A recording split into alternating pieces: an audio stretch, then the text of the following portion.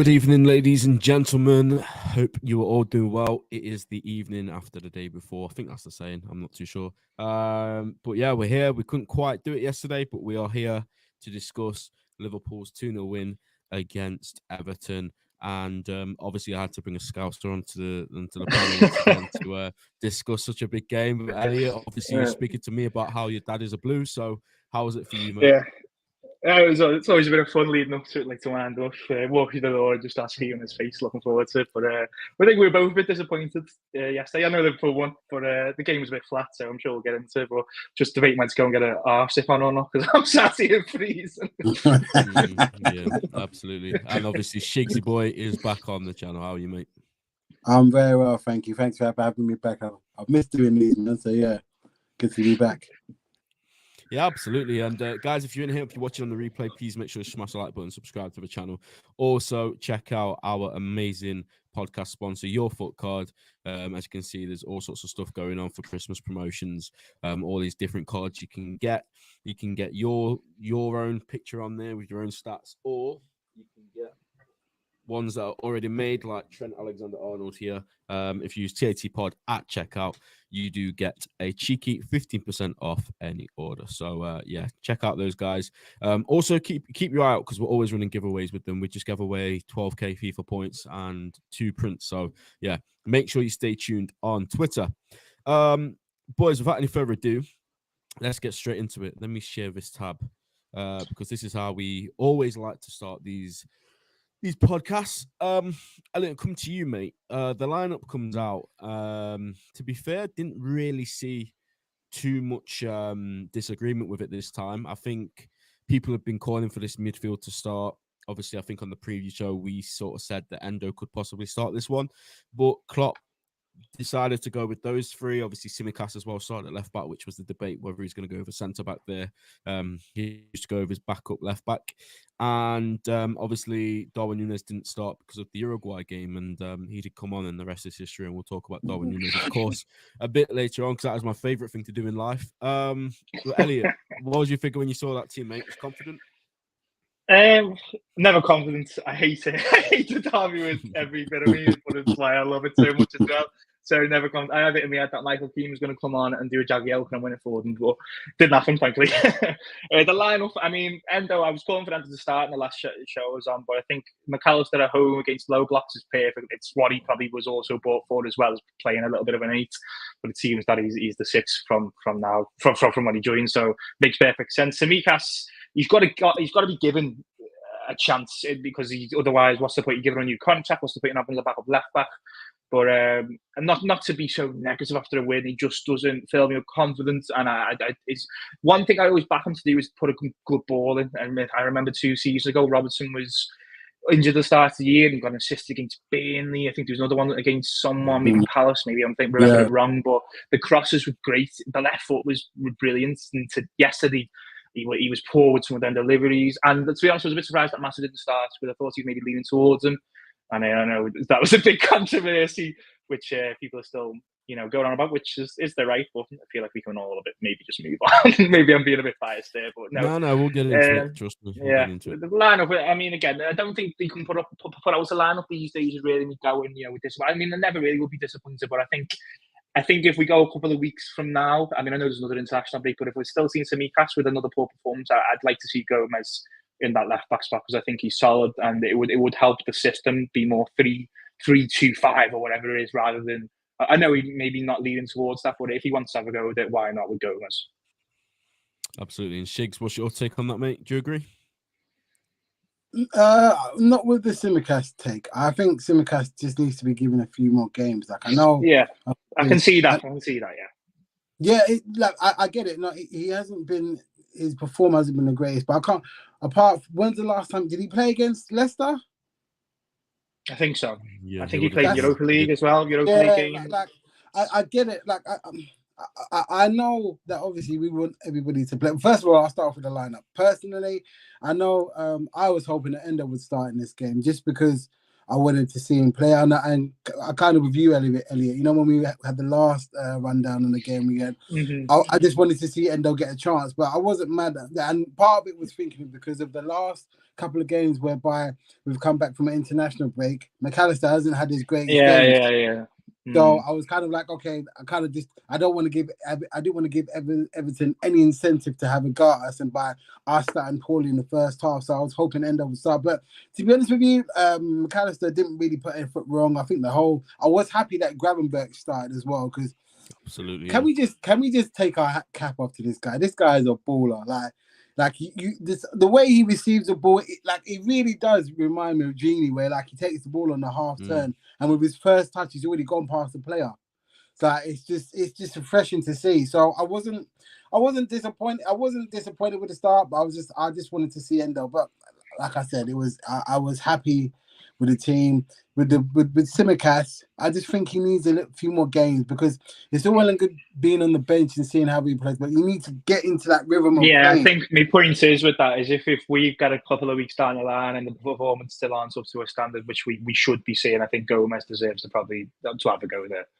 Yeah, fair enough. It will be interesting as well going on to, we'll finish on this topic, so I don't want to get into it too much, to lose on Thursday because now we're having to use Tsimikas in the main team. Is he going to go with a youth player? Is Luke Chambers still? Maybe Luke Chambers, and then Scanlon was on the bench, wasn't he? So I mean, maybe Tsimikas an hour, and then we see one of the kids if Liverpool are in a comfortable I wouldn't position. be mad at it. I wouldn't be mad at it.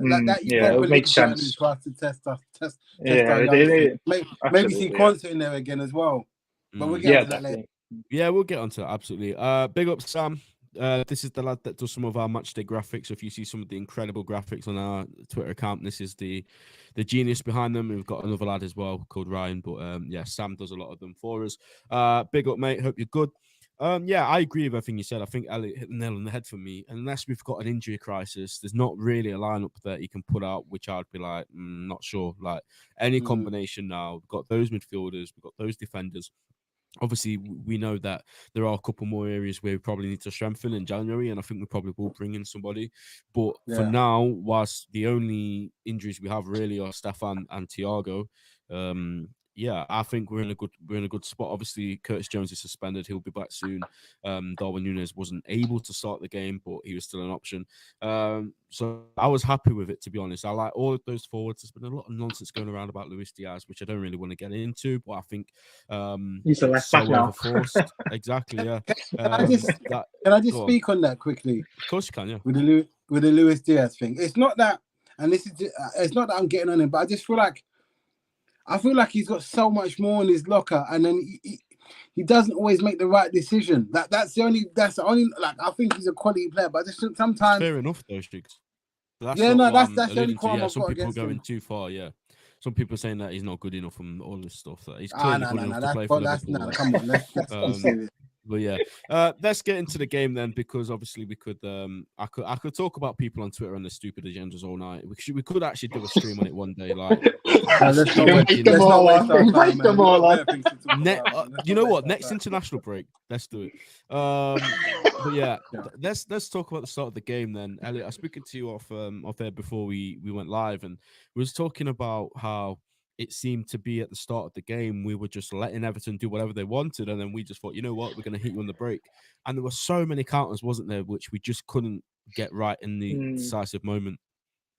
Yeah, he was. I mean, I said Dyche away from home against, I suppose, a big six, maybe a couple of others will probably look to play on the set pieces, which is more than fine. He's got a result against Liverpool doing that. Burnley, that horrid 1-0 game on the week, he missed the one-on-one.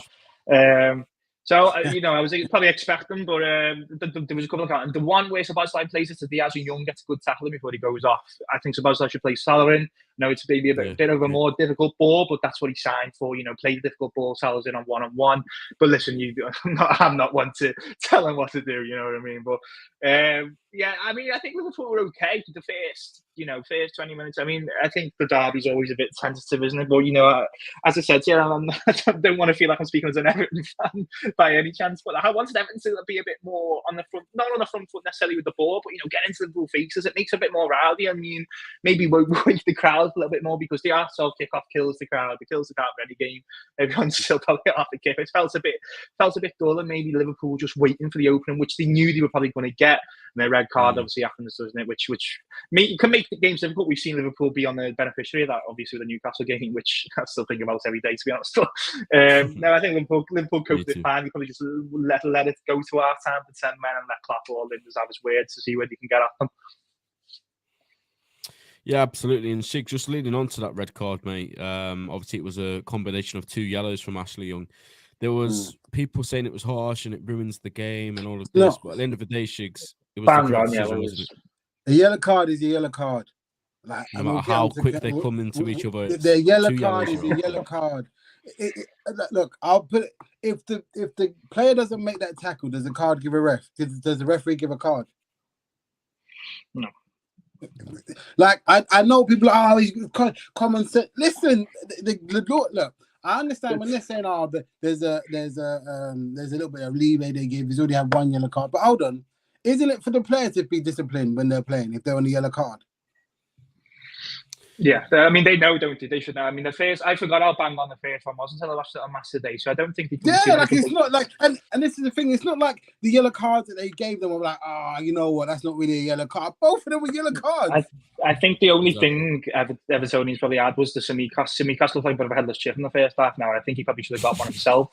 So maybe that was the problem. But I'm not disputing that he should have got a yellow card, and we'll get on to Canate because Canate should have been sent off as well. But at the end of the day, if we're going off what Ashley Young done, they were both yellow cards. There's maybe no, like the first one, he blatantly took him out. Yeah, because Tsimikas is going into the box and he's gonna put the ball in. He's gonna release it to someone, and you can't say that like those 2 fouls that he did are not both yellows to make the game better as a spectacle. Like, no, because the referee's just getting it wrong then at that point. If you're saying, I want 11v11. Not make a always want spectacle 11v11. I hate Young just gets it wrong, the second one. Look, we get on referees' back because they don't make certain decisions, and then when they make when they make the decision as in what the law states, people want to get on them. Listen, look, they were both yellow cards. If he wants to blame anybody, he should blame himself. If you don't make them tackles, the referee don't give you a card. It's as simple as that. Like, he boosted the ball away. And he didn't get a yellow card for that either.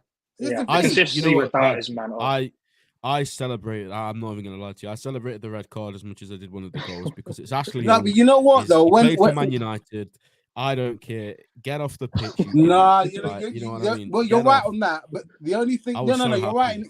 No, you're right. The only thing I was disappointed with, I was thinking, is this going to be a backs against the wall? They're going to get a 0-0. That's the only reason. We're already doing that at times. Yeah, no.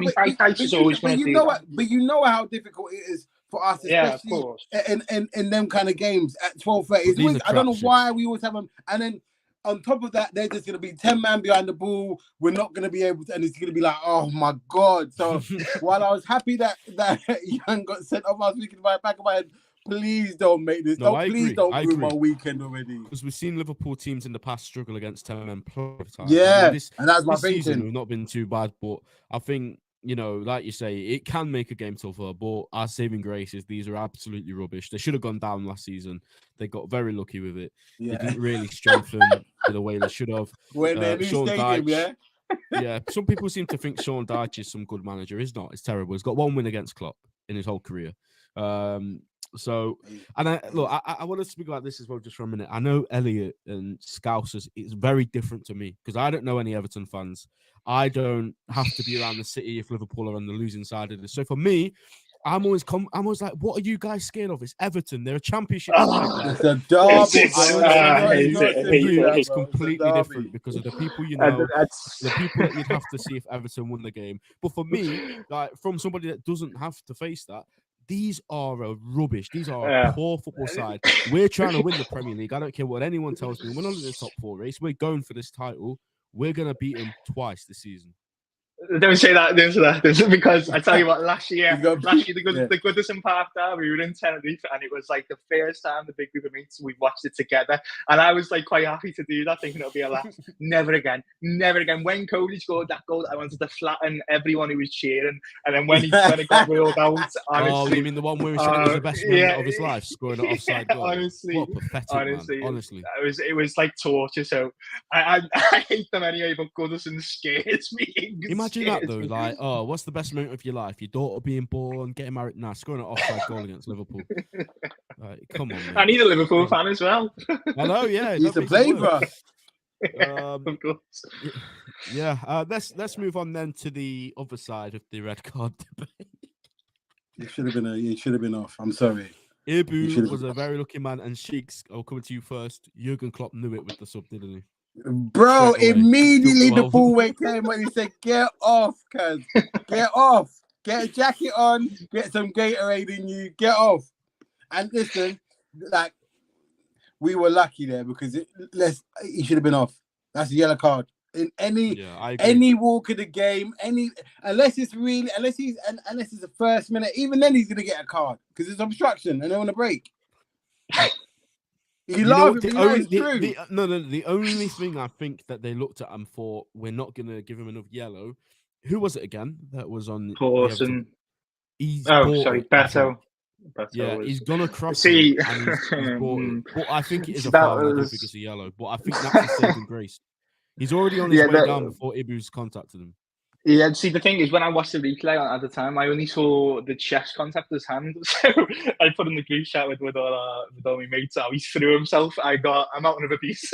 And then I watched it again like hours later, and I saw the clip with the foot, and I thought, well, yeah, probably should have been off there. I've only just watched it back, so you weren't too pleased with my bias. But he got away with it for sure. But it's subjective decisions, isn't it? I think if this isn't a derby, and it's let's say, I don't know, today with the West Ham, maybe it's a bit of a hyper. Two of the teams from the bottom, it gets looked past, doesn't it? Where the referees, subjective decision. Yeah, we've had to highlight on factual decisions being wrong because that Tottenham game, when it's subjective decision, you're kind of like 50-50. But obviously, it should be a yellow, but the referee, for some reason, maybe they are just bad at the job. What's going to happen now?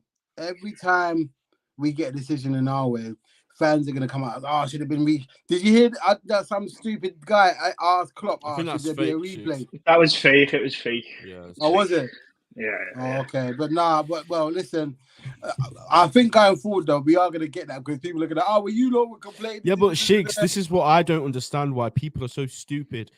The whole thing about Klopp wanting a replay wasn't to do with the red card. It was the offside goal. Bro, come on. I know that. I know you know that. Yeah, I know that you know that. But you know what? People love an agenda. So anything that goes our way, now they're going to be like, look, you didn't complain about that. And it's just like, listen, at the end of the day, everyone. But Klopp does, though. Sorry, Shigz. Klopp does address it compared to, say, Postecoglou the other week. Klopp addressed it and went, we got lucky. And just carried on going, we get over it. You know what I mean? Like, all the managers didn't highlight the issue with the Tottenham game. And I think it's just hypocritical. I'm glad Klopp went. We got a bit lucky. I mean, I think Everton fans got a bit, annoyed by that comment, but which is fine. It's Derby. We get annoyed at anything. That's fine. But I think it's good that he said it. Other managers should say these things where we can address the issue that referees maybe just aren't really at the standard that we need right now. They need to improve seriously.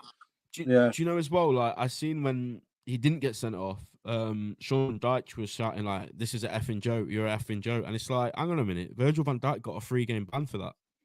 Well, Young saw it for official, I think, as well, when he went off the pitch. So we can talk about inconsistencies for everyone. It's not just a Liverpool thing, which obviously people will use for an agenda. We every game you'll see every team has inconsistencies. So they'll point it at Klopp when things go against them, like, oh, look at him, it didn't happen to him. But we're seeing things every single game where actually a few weeks ago, this is what happened here, this is what happened there. So yeah, we'll move on. We can all agree Canate was a very lucky boy. He probably should have been sent off. If that is the other end, let's be honest, we are annoyed about it, but it is what it is. We could go on all night about things that have gone against us. People just need to deal with it. And when it does happen for us and it is in our favour, I absolutely love the meltdowns. It's absolute delight to watch. People just lose their mind. Yeah, exactly. Elliot, the VAR Reds were back with a handball, and again, this is one which I don't understand why people. I arguing. His arms up here. You've got no excuse. Yeah, I mean, VAR Reds. I mean, to be honest, I thought it was a penalty a minute before that anyway, because Diaz just gets wiped out. I mean, I know it's not like a proper. They said on the commentary team that was a dive. Shigz is going to disagree. I think it is a penalty, because he doesn't get the ball, he gets the man. It's simple as. I know it's not too heavy. But Diaz was already going. Nah, come on. It's not a heavy challenge. I know that. All right, okay. He takes the man. Let me ask you this. If that's given against Tsimikas, are you happy? I wouldn't.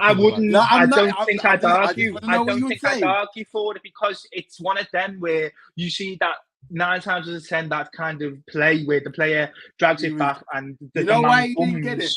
He was begging already. You saw. Maybe it's a bit harsh, but I think those challenges are more like 9 times out of 10 they're a penalty, because the player comes in out and nowhere near the ball, comes sliding and takes it.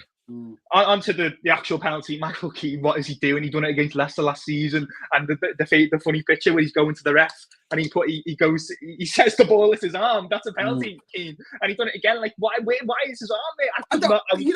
When I saw it, I couldn't get over that. I was like, what's he doing? What is he doing? I was almost like frustrated for the. I was thinking, because time and time again, Keane lets Everton down. He is not a good defender.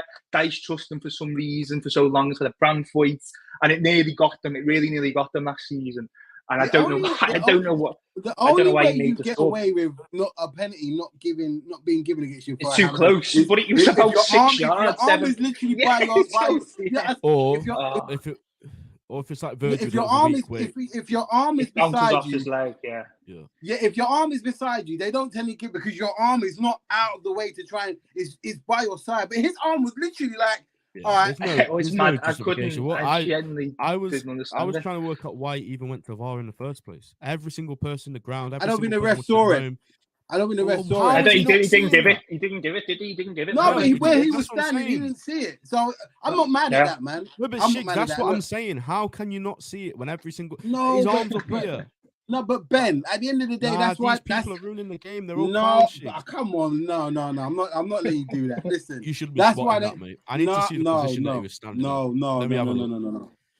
I mean, I can understand why I think a ref should give. I mean, I think they lean on VAR in them situations, don't they? So maybe not. But at the end of the day, listen, that's what VAR was brought for. If he didn't give it, he didn't see. If he didn't see it, he can't give it. That's what VAR is there for. Well, can you? Yeah. I mean, refs have given things they ain't seen against us in the past. Let it go, Ben. Let it go.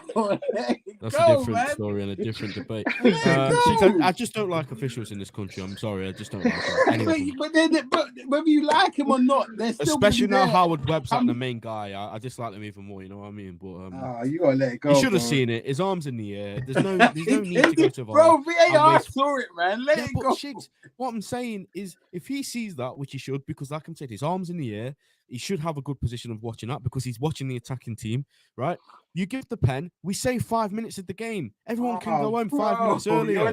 People won't have to leave on the 85th minute to go get the train. Or it saves so much stress. Just on field. But then, Ben, to be fair, I think they'll still watch it back though, and I think every VAR decision takes ages. I was watching Villa West Ham, and some of the decisions they were taking ages on was baffling to me. I say it in one go, and I think I'm so much better than them. They're going to take ages anyway, so I don't think it makes a too big difference. I get what you're saying. People need to go and whatever. But look, at the end of the day, if they come to the right decision, it doesn't matter if they take 2 minutes or 5. They've come to the right decision. That's it. That's all any fan wants. He rushed it with the Tottenham one, so that was probably why he got it so wrong, because he rushed it. So I'm all for it taking as long as it's needed. I mean, referees not making the decision on like right there can be frustrating, but that is why VAR is there. It's just when they get it wrong on VAR, it's the most classic thing ever. So, but it is what it is, man. And on that as well, this is what I like about when Diaz Diaz plays like that in terms of get the ball and run at people. He's one of the hardest players to play against. But it's when he's like dilly-dallying and he's in between and he's not sure. That's when you don't see the best of him. I think yesterday was probably the best example for Diaz with that, because the way they just put him at left back and went, get after them. It was so bang on what he got told. He was great yesterday. I thought maybe there was an instance, but Young does really well in the first half. I thought Diaz was great. Young gives himself a death sentence after 20 minutes getting the yellow card against him, because it was so bang on he was getting sent off. You saw Klopp get physically, like, go at the guy, man. Go at him. You know, when I saw that Ashley Young was playing fullback for them, I'm not going to lie, I was licking my I don't know why Patson didn't start. Patson's got legs. Patson's got legs. Young is 30 years old. I mean, Milner started against Doku yesterday. I was thinking the same thing. Oh, yeah, Doku ate him for toast, mate. Doku was brilliant as well, by the way. But yeah, when I seen that Ashley Young was at fullback, I knew that it was going to be a tough day for them. I knew it. Like, you can't be playing Ashley Young at fullback at Anfield in 2023 and think you're leaving with something. I'm sorry, you can't. But anyway, I'm going to talk about the Salah pen. Obviously, Mo Salah, I said it after the game, and we'll get on to his second goal a bit later, but I said that was his worst performance of the season, and he didn't deserve man of the match, I don't think, even though he scored 2 goals. There's a certain centre-back, I think, was man of the match. But, however, I said it was probably Salah's worst performance, but this is the standard that this man has set at this football club. He's played terribly. His touch is off. He's not linking up how we've seen him this season. Yet he walks away with 2 goals. This is the greatest Premier League forward, and it took a long time for me to accept that he was better than Luis Suarez, because Suarez, for me, like, technically and individually, he's still a better player. But I think you can't argue now that Mo Salah is the best we've had in the Premier League era. What he's done for this club, and even yesterday when, like I say, he was probably playing at like a 5 or 4 out of 10 over the whole game, yet he walks away with 2 goals. One's a penalty, one's a brilliant counter-attack. I think that is the level of play we're talking about here. We're not talking about one of the best in the league. We're not talking about one of the best in the world anymore. We are genuinely talking about one of the best of all time. And that's what he is. And that's how good he is. Like I said, he can drop a stinker, which I think is fair to say yesterday he wasn't good. Yeah, but we can allow him that, bro. And now, Shigz, he's only 2 goals behind the Ballon d'Or winner or whatever they try and say is Erling Haaland, which I don't care. I'm still going to say it. What do you mean behind him? He's not behind him what? In the goal scoring this season, yeah. This season, he's only got 2 less than him. Look, Haaland is a totally different player to Haaland couldn't do. I wouldn't swap him anymore. Yeah, he can't, like, look. And you know what it is with Salah? Last season, I got on his back because I was just like, you've got this big pay and you haven't stepped up. But not that he hasn't stepped up, but like you said, he's a prisoner of his own standards. Like, he still got, 19 goals last season, and I'm getting on his back. That was his worst one, yeah. Yeah, like, and it's like, but this season as well, like, I'm not even just this season, just in general, like, his assist tally as well is also ridiculous. Like, it's almost like he's taking a different role, isn't it? I mean, I know sitting pre-season where the creativity has just gone up a level. I don't know if it's evolving his game with age, but it seems to have been like he's just the Tottenham game just gone. Like, I know he set up Diaz twice. One of them goals got disallowed, but the second ball that he played in for him, like, bro, the guy said, "Do you want gravy with it?" Like, that's how on a plate it was. Like, so I look. Again, he didn't have his greatest game yesterday, but I'd rather he have a stinker against Everton rather than against Man City, because Man City, we're going to need him in that game. We're going to need him to cause as many problems as so. If that's the only stinker he has in the next 6 or 7 games, I'll take that. It doesn't. He rarely has a whole game where he's that bad. Well, I can't remember the last time he played that bad, apart from yesterday.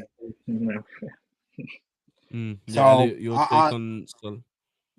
Yeah, no, I was watching him thinking Mikalenko's gone for some reason. Mikalenko, it's not really, he's a bit of an average fullback, and he done well, or whether it was a mix of Salah just being poor. I think it was the second half, maybe with the crosses. He done about 3 crosses first, man. Every time I was thinking, come on, up your game here. You've got to be better than that. But the thing is, I think it's when, that times when maybe it's a big game. I think maybe did it happen at Chelsea in the first game of the season when he gets taken off, and everyone's kind of a bit of like, what's happening? Because he can be poor and he can score too. That is the thing with him. I know Liverpool have got a good array of attacking players. He was pissed as well when they took him off. He was pissed. Exactly. Yeah, he has every right to be annoyed. I think so. But, when he was like, he was poor. Yeah. He loves one of them reactions, and everyone goes, "Who's Salah's leaving?" And the thing is, with saying he's one of the greatest and stuff like that, is that he can carry on this. By the way, he can do this for the 5 years, in my opinion.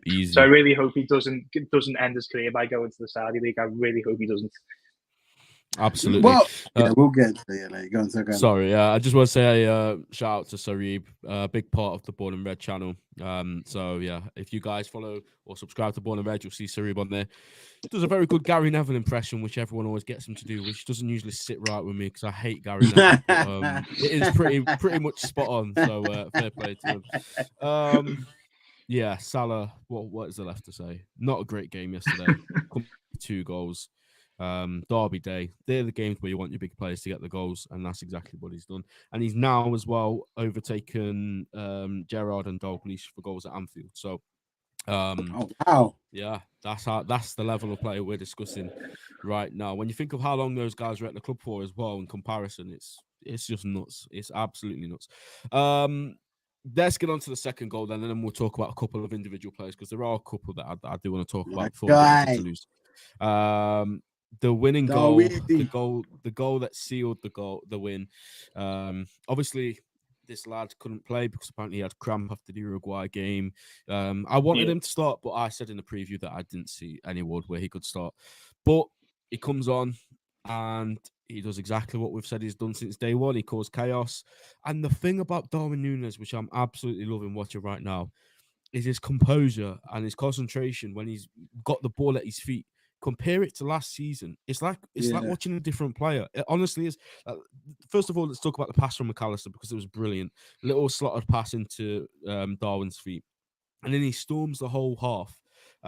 And then same thing he did last season. Just passed to did Salah. The same thing last season. He did. What I'm saying is like, in these big moments last season as well, there were times where he might have rushed the pass or taken a bad touch, but everything that he's touching now at the minute for us, it seems like it's turning to gold. And we've seen it against Brazil as well in the international break, the header that he scored, the assist he got there. And I always, Shigz, we did so many streams last season. I was just urging and pleading fans to just give this lad some time. What was he saying, bro? We signed him for 80 million or whatever it was in total. He's new to the country. He doesn't speak English. He came into a Liverpool team that wasn't functioning, and he still did a good job. He still got like 14 or 15 goals. So, Shigz, we kept saying last season, wait until Liverpool click, and Darwin Núñez will click. Yep, I've said it this season. I had not a bet, but we people were saying give your predictions, and I said, look, Núñez 30 GA in all comps this season. I have no doubt about it, bro. Like the guy, you see as soon as he comes on, like, and I shout out to Harvey Elliott as well. We get into as well, but every time him and our Elliott come on, the game changes. The game, like it's like the team just goes up a level. Now I don't know if that's just me, but he just seems to add something that. And this is what I like about all of the strikers that we have. Like they all bring something different to the table. Like it's not okay, right? You're stopping Jota from getting headers. All right, cool. We're gonna bring energy in someone running behind. Okay, you're stopping somebody going on the wing. All right, we're gonna be someone that's gonna drop deep and pick up the ball. Like it's and him coming on yesterday. And I know it's they were down to 10 minutes in a corner, but still to take the time because you remember there was a game. Tottenham versus Liverpool, and Sissoko and Son were 1-on-1 with Van Dijk. Yeah. And look how wrong that went. and I bring that up to say, look, even though your 1 is 2 against 1, it's not always people get the simple pass. Most of the times you see that getting done wrong is unbelievable, isn't it? It is unbelievable. It frustrates me every time I watch it. And for him to just do the simple thing later on, it doesn't even take a touch. One pass into his lane, take a shot, goal, end of game, done. Like I just want people to just get off his back, even when he doesn't have the greatest game. You see people, this is why I don't want him. Like the amount of times I'm in another group chat, and I had to put it on mute because the amount of people just keep losing their minds. It's like, have you not ever played football?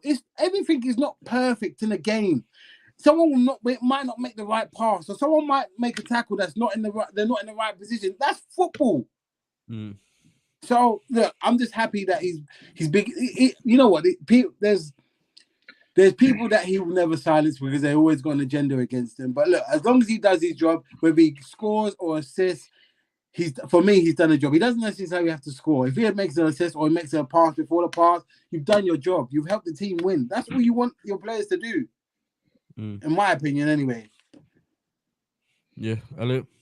Yeah, no, I think the one thing with I know he missed, but the last one was a bit of a simple goal Yeah. that should have been against, who was it, Union, where it kind of he just doesn't get it right, which is, Yeah. you Can want him happen. to do, yeah, exactly, you want him to score then, but like, I always go back to Haaland had one miraculously good season last year. It was unbelievable. But he missed sitters as well, and I'm not comparing the two. I'm not going to go into all that drivel Yeah. that we had. Yeah, Nunez is a I'm better with you player. in the I'll say it comments, right man. now. I mean, I can see. Nunez is a better football player than Erling I Haaland. understand what you mean, but obviously that wouldn't be like, people will just go, but Nunez can miss the same as Haaland but he won't be compared. And Haaland missed one against Forest. I said this a few streams ago, and it was one of the worst ones I've ever seen. But he doesn't get it. I mean, it was the thing going with Tone and Walker yesterday as well. He doesn't get highlights because Liverpool always get it on social media. I mean, it's the same probably Arsenal, Man United, the biggest clubs in the country, so it's expected. I'm not too bad. I think Nunez. I was from when he came on against Fulham and was just mental.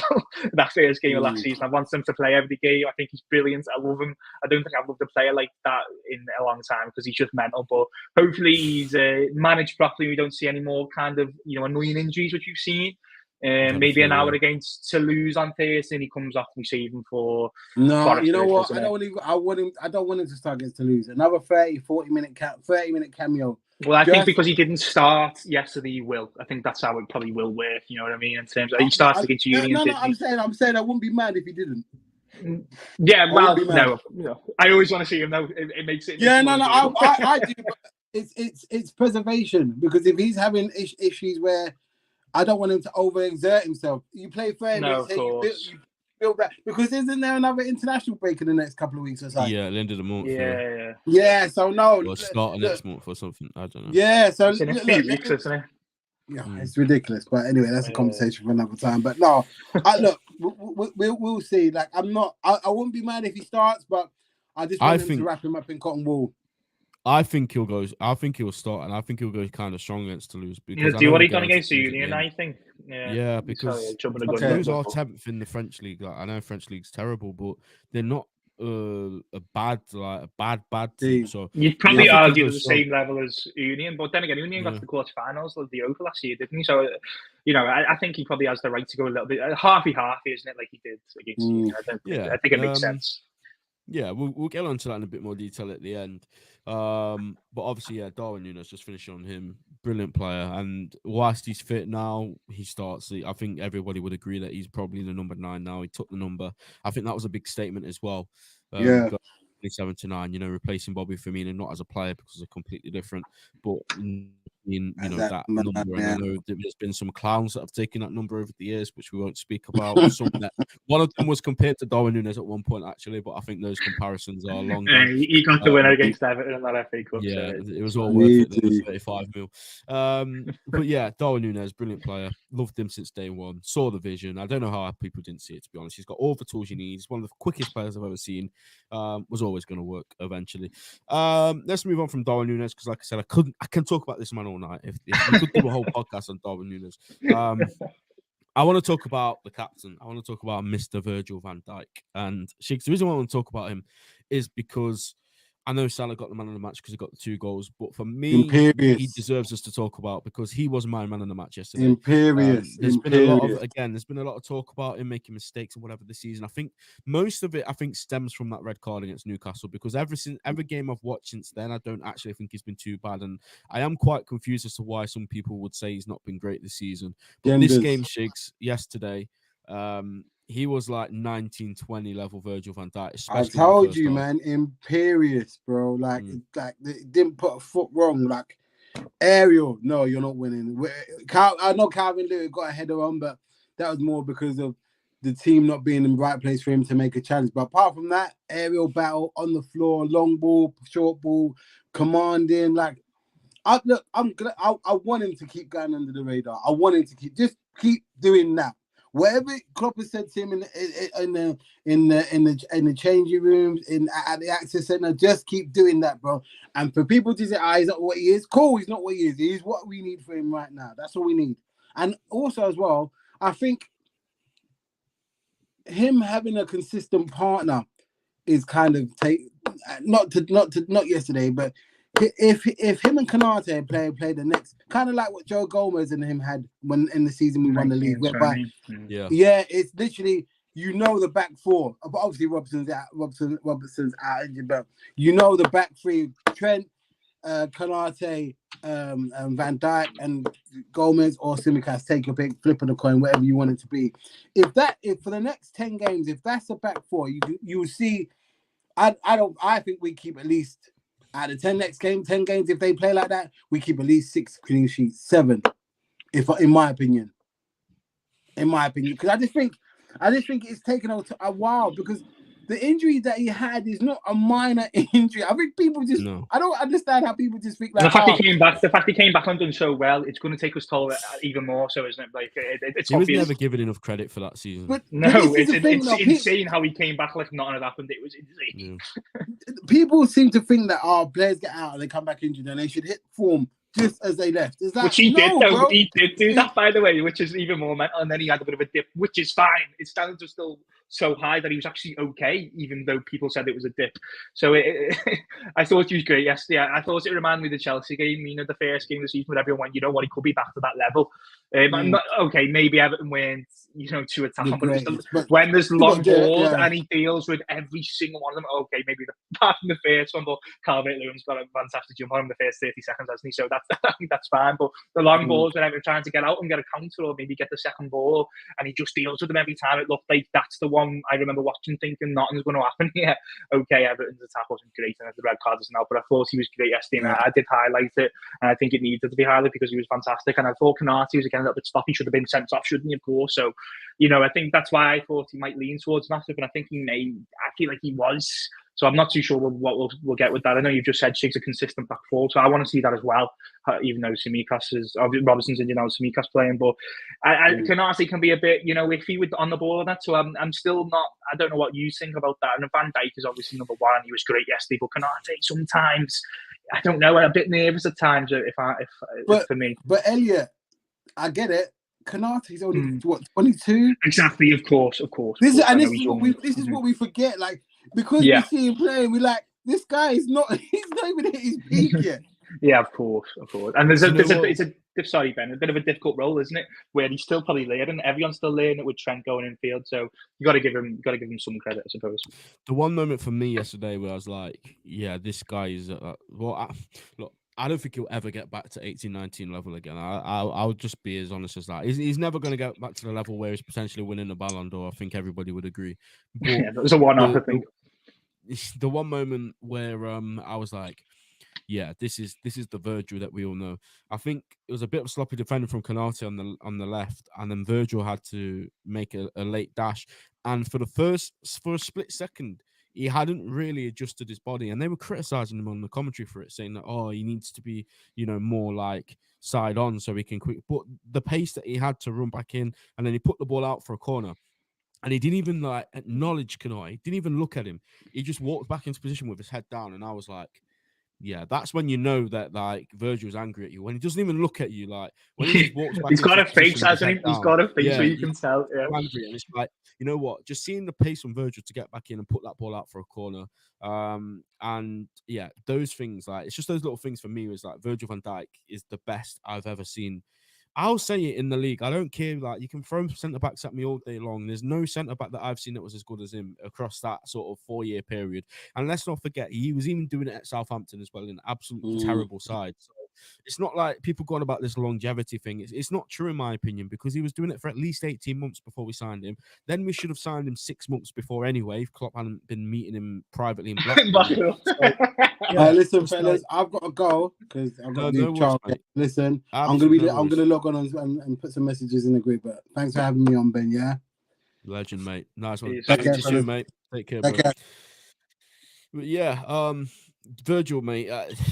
People just disrespect him, and I think we said it about Salah, didn't we, Elliot? He's like a victim of his own success. When you've been that good, the moment you make a few mistakes, people are going to be like, "Oh, Saliba's better," and it's like you can't disrespect him any more than that.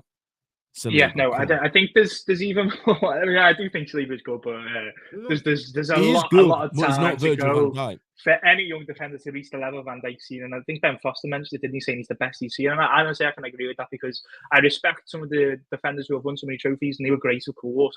I mean, you've got to think, Van Dijk's a couple of finals and a couple of points swing difference of getting 3 Champions Leagues and 3 titles, and I know people will laugh at that, but that is the truth, and he's fantastic. I think there's now even more importance on him and Salah and Trent, for example, Alisson, because that's the core the team's had for years. It still is the core, but that's the title-winning core. And when you've got this new midfield, which Klopp seems to have nailed on perfectly, I know we've got a bit of a dispute with the number 6, but at the moment, I don't think it's too big of an issue. They need to be at it, and if they're not at it, they need to just give a confidence out, and I think that's what it's been so important. I think even Van Dijk scored, taking that into international, scoring the penalty, taking the penalty off Weghorst in the last minute for Holland.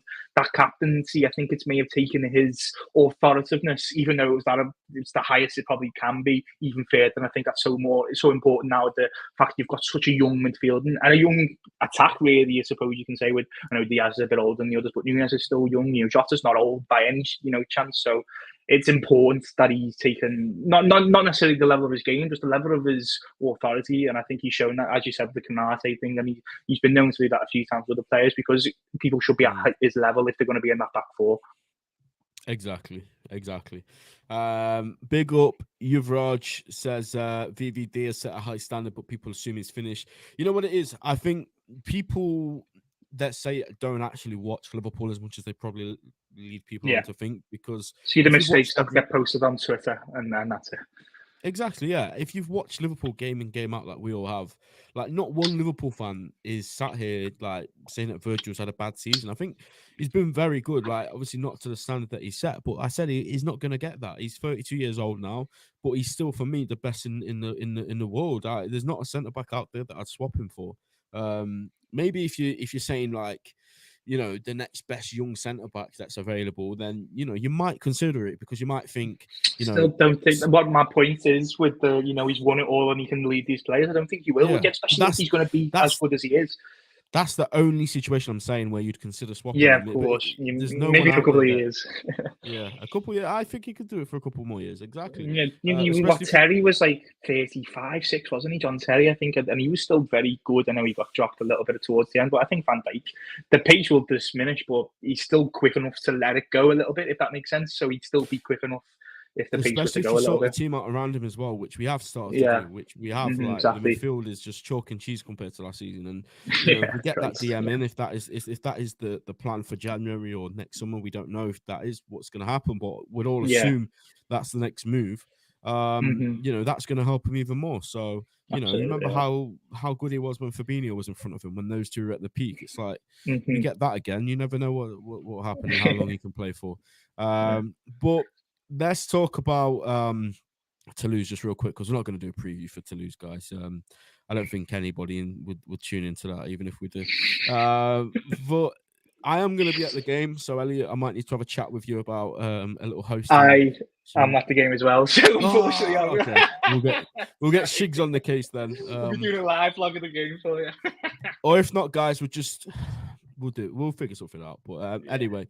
Let's quickly pick the team. I'd have loved to have gone with Quavine, but apparently he's needed stitches. He was on the bench, wasn't he? Was he on the bench? I saw the picture because he was yawning at one point, and I said to me, "Dad, he needs to wake up." He was definitely, whether he was just with the squad, I'm not too sure. I'll have a quick look for you if you want to carry on. If he was on the bench, then I'll play him. Yeah, I'll try and get it off. Where am I? He was on the bench. He was. Yeah, he could have been there. Okay. Yeah, so I'd definitely throw him in, of course. But Alisson played the last one at Anfield, didn't he? Yeah, but I think that was purely because he wasn't available, wasn't it? And otherwise, you'd have had to have. Well, Adrian's not registered, and otherwise, it would have been a child in goal. So I think it was that was probably forced, wasn't it? Because it's the only time he's going to get play time, game time, isn't it? So he's got to. Exactly. What's your back for, mate? It's a difficult one, I think, because I'm on the assumption he's going to do what you said, what he's going to get to Union, because I think he wants rhythm. He loves that word. Doesn't need a bit of a trigger word for him. He loves a bit of rhythm. I think he'll do Tsimikas because, as Shigz mentioned, he needs probably a bit of game time. I think Gomez at right back and Quanta and Matip would seem logical, I guess, because Quanta, you'll want him to have game time to keep progressing. Gomez has been fantastic at right back so far this season, and Massive didn't play on Saturday, so I suppose I don't think there's any other arguments for anything else unless he goes strong. Van Dijk played against Union, didn't he? Or did he? Well, no, he didn't. He didn't. I don't think he did. So no, I'd go with that. I don't know about you.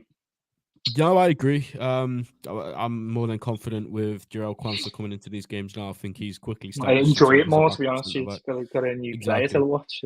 Yeah, exactly. He's brilliant on the ball, fantastic. Off the ball, fantastic. Wish we had him like at this. So Quansah as he is now in the season where we needed centre backs instead of those. Not Reece Williams, not being honourable. Christ, he was yeah. Is Endo coming back into this?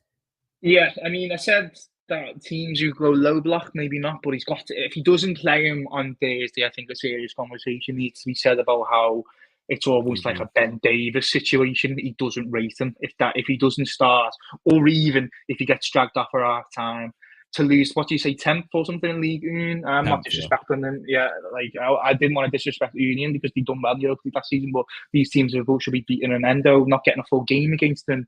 I think would be a serious conversation at that point if he doesn't start, especially because why sign him? And I know Mike has a different point of view on that, but. What was 18 million? You've got to play him. I agree. I don't think. Surely, if even Mike and even myself, like I've defended it. Like he's just going to be a backup player. Like that's all he is, and that's not a bad thing. Like you need backup players, especially when you play Thursday Sundays. But he's got to play. Be the backup player. Exactly. Yeah. You can't be a backup player and not be a backup player.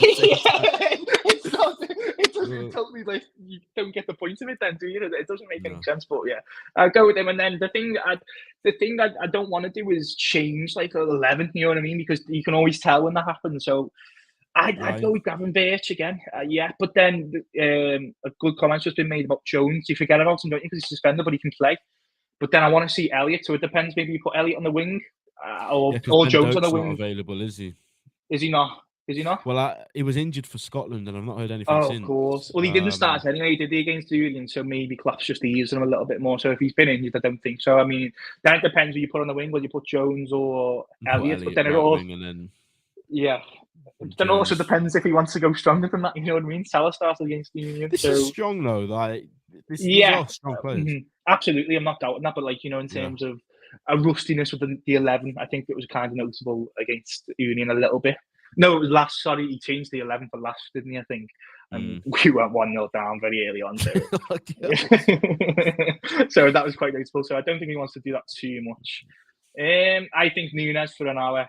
Or maybe Gakpo's fit, isn't he? No, I agree. I think Núñez starts and Núñez plays for an hour. They want him to play. Maybe Gakpo might not be too ready. I know he's in full training, and so maybe Gakpo on the wing. We haven't seen that too often, but I don't think he likes him on the wing, does he? So Gakpo wasn't on the bench though, was he? Even though he's in training. Was he not? I do. No, okay, then maybe he's not. Maybe he's only ready for the bench then, and then who would you do on the left? Who's available? You've got Diaz, Jota. Probably Diogo. Yeah, I was thinking that. He likes to go with Jota more often than that, doesn't he? So, especially Diaz, you know, he's still realistically coming back from a long-term injury. So I know we're 9 games in, but it can take its toll later on, can't it? So I think that would make sense. And you've got a few starters from Saturday as well. So. No, exactly. I think that team should get the job done. Excited for it. I just want to watch Gravenberch and Núñez and Quansah and Kelleher. That's something you've always said, Elliot, from the start, from the moment we knew it was in the Europa League. You said, and I'll always remember that you saying this, like this team, no one wants to be in Europa League. We don't actively want Liverpool to not get top 4 last season, but now we're in it. This is an opportunity. Make the most. Yeah, exactly. Joe Quansah would not be playing if this was a Champions League game. Exactly. He'd probably gone out on loan. Yeah, and you know, like, or he's just rotting away almost as the 5th choice, and that's no good for anyone. So, and maybe you get the Champions League games with the team from Pot 4 or whatever it's called, like the Michelins, and that would maybe get the chance. But what, 1 game out of 6 or 2 games out of 6 is not good enough. So Europa League, no one wants to be in. I was so persistent with this, and the whole reason was do the transfer rebuild properly, because there was some hesitation about Fabinho getting sold at the time, and I was thinking, get rid of him, get the money you're not going to get. Not to be harsh, absolutely love him, he's a legend. Get out, but get rid of him, do the rebuild properly, because you're going to have 6 games to and then cup games, of course, as well, to ease them in. And that's why I get annoyed when Endo got subbed after half time. Let's see a bit more of him. Maybe people get disgruntled because maybe he's not up to some sort of standard. But we don't know if he is or he isn't because we're not getting a proper chance. And that's why I think if he doesn't start on Thursday, it's going to look like a bit of a Ben Davies situation. Maybe not to the extreme because he obviously started against Newcastle. He's had appearances and he's looked good. That's what annoys me. The Leicester game, I thought he's brilliant. So, I want to see him. I want to see Gavin Bass. Always want to see Nunes, but I'd love to see Keller here and Conte.